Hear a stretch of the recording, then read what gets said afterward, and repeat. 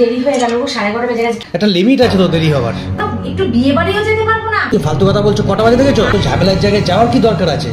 এখনকার দিনকাল দেখেছো, জানো কি অবস্থা চারিদিকে, অসুবিধা হলে যাবে না? ভয় ভয় লাগছিল, দিনকাল কত খারাপ। নিজে আসার পর না এমন করো না, আমার আর ভালো লাগে না। আজগুলোর জন্য যেন কেন কাঙাল হয়ে যাও। তোমাদের সত্যি সাধারণ সেন্সগুলি নেই। এত সোনার জিনিস পরে তুমি রাত 11:30টার সময় তুমি হেঁটে হেঁটে এসছো, তুমি আর মৌ বিয়ে বাড়ি করতে। যাও যাও। কি গো, একটু দেরি হয়ে গেল, 11:30 বেজে গেছে। খেয়েছো তোমরা? কটা বাজে দেখেছো টাইমটা?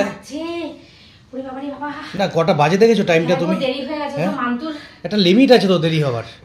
দৌড়াতে দৌড়াতে এসেছি। আমরা ছেলে আর আমি খাবো না? তোমরা একটু নিয়ে খেতে পারলে না? আমি তো সব বুঝে রেখে আমরা কি নিয়ে খাই? তুমি একটাবার বলবে তো আমার দেরি হবে, তাহলে আমরা খেয়ে নিতাম। ছেলেটাও খিদে পেয়েছে, আমারও খিদে পেয়েছে। আচ্ছা দেরি হবে বলবো, যখন দেখছো দেরি হচ্ছে তখন তো মানুষ নিয়ে খায়।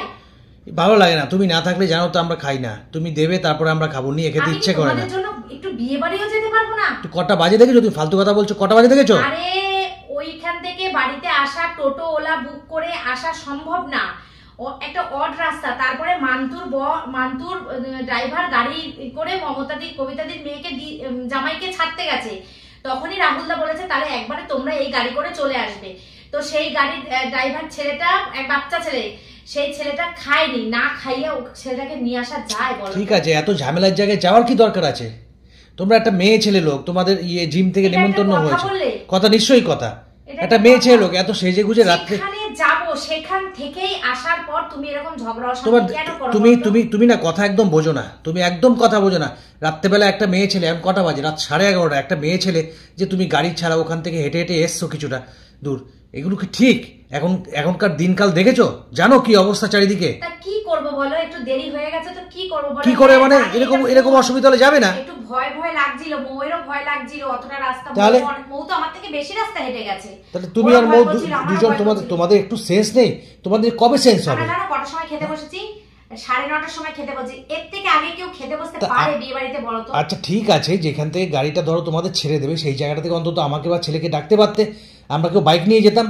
নিশ্চয়ই তোমরা অনেকটা দূর হেঁটে হেঁটে এসছো, এগুলো কি উচিত তোমাদের? তুমি বললে বোঝো না? হ্যাঁ, দিনকাল কত খারাপ। তোমাদের মাথায় আসবে না, মেয়ে ছেলেদের মাথায় আসে না বলেই তো চারিদিকে এত বিপদ।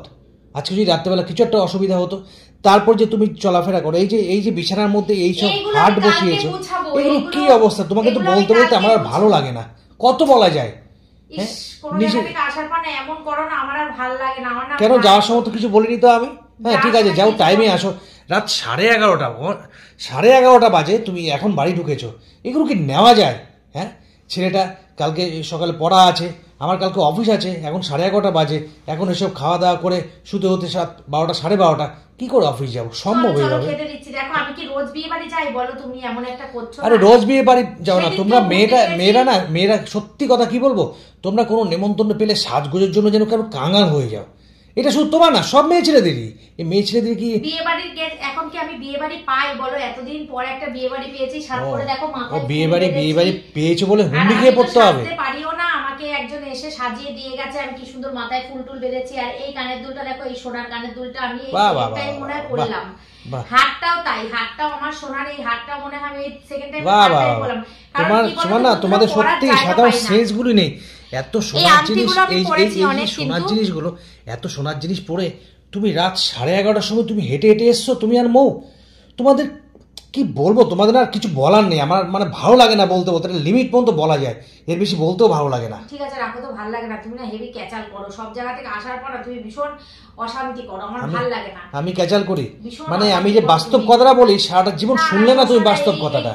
এই যে বিয়ে বাড়িতে আনন্দ করে এসেছি, এই আনন্দটা পুরো তোমার জন্য পুরো ম্যাচাকার হয়ে গেল না? হেভি অশান্তি করো আমার সত্যি। আমি আছি বলে বেঁচে গেলে, যে আমি সাবধান করে চলাই বলে বেঁচে গেলে, নাহলে কত বিপদ চারিদিকে হচ্ছে। রাত 11:30টার সময় রাস্তা শুধু পোস্টের লাইটগুলো ঠিক নেই, অন্ধকারের মধ্যে হেঁটে হেঁটে এসছে, কোনো সেন্স নেই একটুখানিও। দূর, আমারও ভালো লাগছে না, রাখো তো ফালতু কথা। ক্যামেরা করবো, দেখাই বন্ধুদের দেখাই যে কিরকম অবস্থা। দেখো কি সেজে গুজে উনি ইয়ে করছে, সেজে গুজে উনি গেছে ইয়ে করতে, বিয়ে বাড়ি করতে।